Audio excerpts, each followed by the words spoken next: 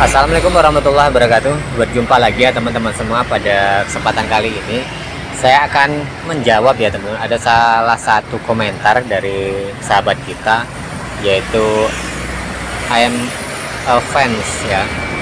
Ini ada pertanyaan ya seperti ini. Jadi solusi atau cara membuat adonan di rumah tapi menggorengnya beberapa jam kemudian. Misalnya membuat adonan jam 6 pagi lalu digoreng jam 1 siang.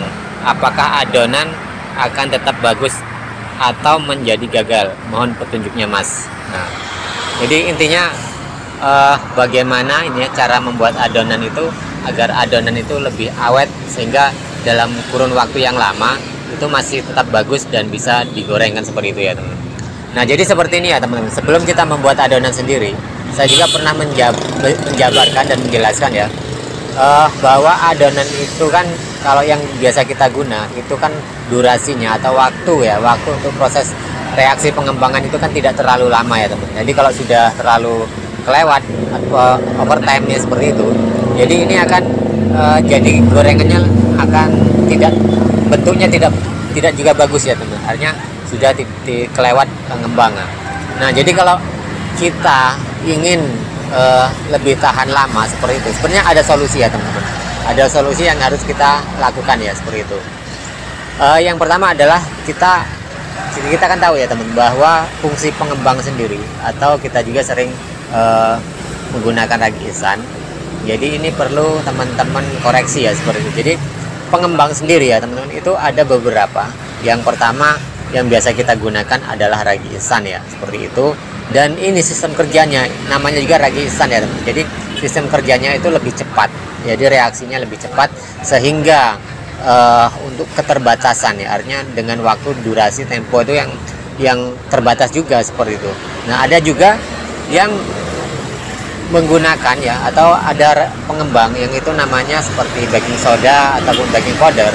Ini bisa digunakan juga, walaupun sebenarnya teman-teman ya pengembang sendiri baik ragi instan ataupun baking soda atau baking powder itu sebenarnya fungsinya berbeda, tetapi itu sama-sama membuat proses reaksi pengembangan pada bahan-bahan roti atau bahan-bahan kue seperti itu sehingga menjadi jenis makanan yang kita inginkan seperti itu. Nah, ternyata ini juga ada dicoba oleh beberapa teman-teman kita juga.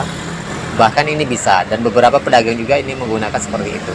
Nah, jadi teman-teman, jadi ini tadi dari teman kita I'm a fan tadi yang menanyakan itu, ini adalah salah satu solusinya seperti itu ya. Solusinya adalah sebaiknya kita itu kalau durasinya lama, umpamanya kita membuat adonan ini jam 6 kan, jam 6 pagi ya. Jadi jam 6 pagi itu kalau kita tarik ke depan, artinya sampai jam 1, artinya kan jam 7, jam 8, 9, 10, 11, 12, 1, 7 jam ya.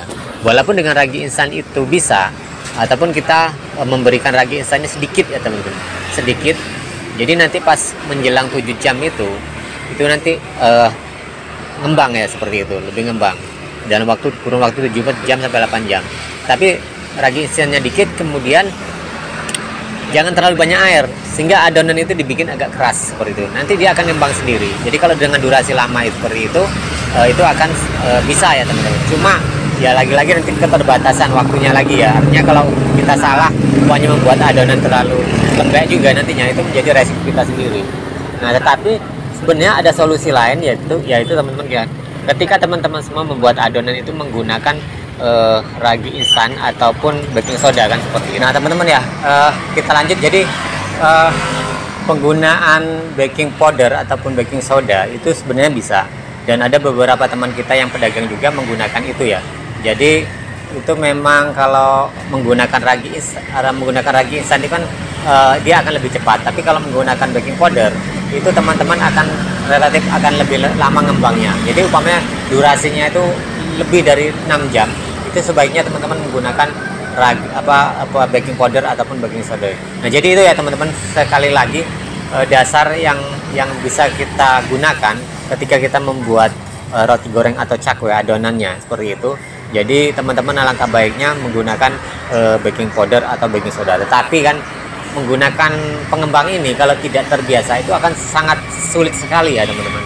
Nah, kecuali teman-teman dengan opsi pertama tadi, teman-teman tetap menggunakan ragi instan, tetapi ragi instannya itu lebih sedikit.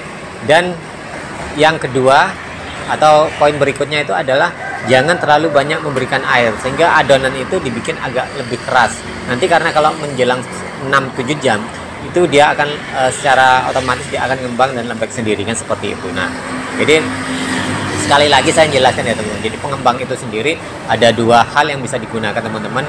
Tetap teman-teman menggunakan ragi instan, tetapi dengan pemberian sedikit, dan airnya ini diberikan lebih sedikit ya, artinya jangan terlalu lembek, agak keras saja tidak apa-apa. Yang kedua adalah banyak teman-teman juga yang pedagang biasa menggunakan baking soda, yaitu bisa, tapi ini salah satu pedagang yang pernah saya datangin dengan menggunakan pengembang baking soda dan baking powder itu adalah yang di Talang Padang daerah Tanggamus ya teman-teman. Saya pernah mendatangi beliau, dia itu membuat adonan itu jam 9 pagi seperti itu, dan sehingga mulai dagang itu jam 2 seperti itu. Jadi ada durasi berapa menit ya teman-teman, berapa jam ya, dari jam 9, 10, 11, 12, 1, 2, jadi 5 jam ya, 5 jam atau 6 jam baru bisa digoreng seperti itu. Berbeda dengan saya ketika menggunakan ragi instan ini, itu hanya sebentar.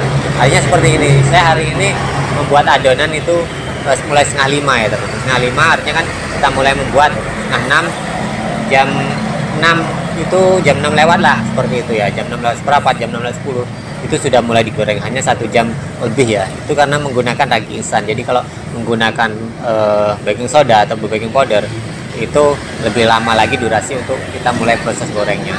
Tapi sekali lagi itu pilihan teman-teman semua, saya hanya memberikan solusi. Dan kalau tidak terbiasa menggunakan pengembang-pengembang ini juga, yang penting teman-teman itu sudah menguasai dulu membuat adonannya. Kalau teman-teman sudah menguasai caranya membuat adonan, saya rasa itu tidak terlalu berat ya, tidak terlalu susah untuk melakukannya. Yang penting teman-teman terbiasa dulu membuat adonan, sehingga menggunakan pengembang lain, pengembang apapun itu nantinya biasa dan terbiasa. Jadi tidak ada suatu permasalahan yang berarti. Nah, kalau untuk menghindari gagal tidaknya ya, itu kan nanti kembalinya ke teman-teman lagi. Saya bisa mengatakan seperti itu. Kalau memang teman-teman sudah biasa membuat adonan, oke, no problem ya, tidak masalah. Dan kalau teman-teman belum, permasalahannya kan ada di situ, karena membuat adonan itu sekali lagi tidak mudah ya teman-teman. Ada suatu hal yang harus teman-teman jeli ya, artinya seperti butuh kesabaran, butuh telaten kan, seperti itu. Dan kalau memang sudah bisa ya tidak masalah, itu tidak akan menjadikan suatu permasalahan yang berarti. Yang penting teman-teman sudah tahu teknik membuat adonan sendiri. Nah, jadi itu saja teman-teman ya, sedikit penjelasan dari saya tentang durasi. Sebenarnya ini durasi membuat adonan. Untuk proses penggorengan itu tenggang waktunya agak lama. Oke, terima kasih, kita berjumpa lagi di tayangan dan video berikutnya.